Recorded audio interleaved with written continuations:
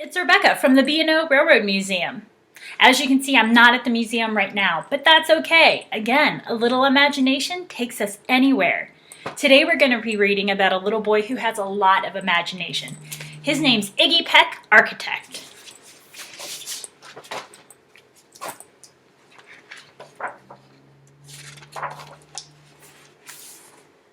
Young Iggy Peck is an architect and has been since he was 2. When he built a great tower in only an hour, with nothing but nappies and glue. "Good gracious, Ignatius," his mother exclaimed, "that's the coolest thing I've ever seen." But her smile faded fast as a light wind blew past, and she realized those nappies weren't clean.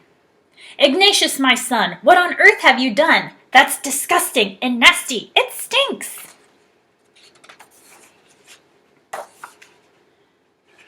But Iggy was gone. He was out on the lawn, using dirt clods to build a great sphinx. When Iggy was 3, his parents could see his unusual passion would stay. He built churches and chapels from peaches and apples, and temples from modeling clay. At dinner one night, to his father's delight, Iggy got a bright gleam in his eye, and out on the porch built the St. Louis Arch from pancakes and coconut pie.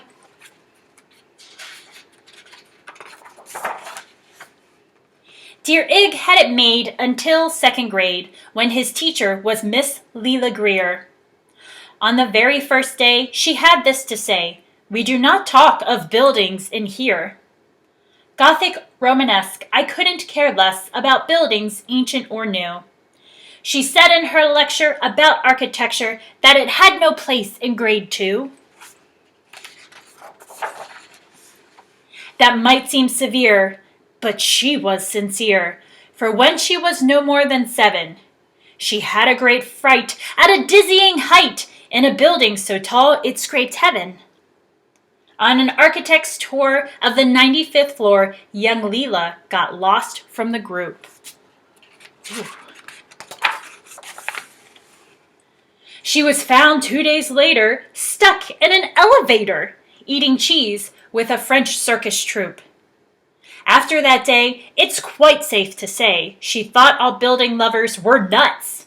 As a teacher, she taught that, above all, one ought to avoid them, no ifs, ands, or buts. As you might guess, it could cause Iggy stress to hear such terrible talk. But he didn't hear, he sat in the rear, while building a castle of chalk. "You, Iggy Peck, your desk is a wreck. Tear down that castle right now. You will not build in here, is that perfectly clear?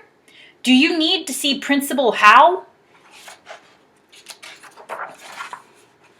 "No, ma'am," Iggy said. He lowered his head, and his heart sank down to the floor. With no chance to build, his interest was killed. Now 2nd grade was a bore.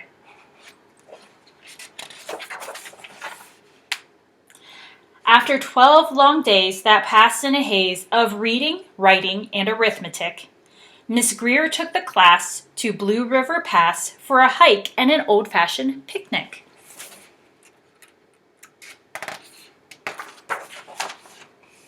They crossed an old trestle to a small island nestled in the heart of a bubbling stream. But they no sooner passed than the footbridge collapsed, and Miss Leela Greer started to scream. "We're trapped here! Oh my! Alas, kids, goodbye!" Her eyeballs rolled back in her head. She dropped to the ground with a vague groaning sound. Luckily fainted, not dead. The class was amazed. They stood there quite dazed, uncertain of what they should do. But one bright young man was off hatching a plan, which started with Miss Leela's shoe. Soon each lad and lass there at Blue River Pass was working together as one. And when she came to, Miss Leela Greer knew that something quite brave had been done. She looked in the air and saw hanging there a structure with cables and braces. And on the far side, beaming with pride, were 17 smiling young faces. Boots, tree roots and strings, fruit roll-ups and things, some of which shouldn't be mentioned, were stretched ridge to ridge in a glorious bridge, dangling from shoestring suspension. It all became clear to Miss Leela Greer as she crossed that bridge over the stream. There are worse things to do when you're in grade 2 than to spend your time building a dream. Now, every week at Blue River Creek, elementary and second grade, all the school kids can hear, along with Miss Greer, how the world's greatest buildings were made.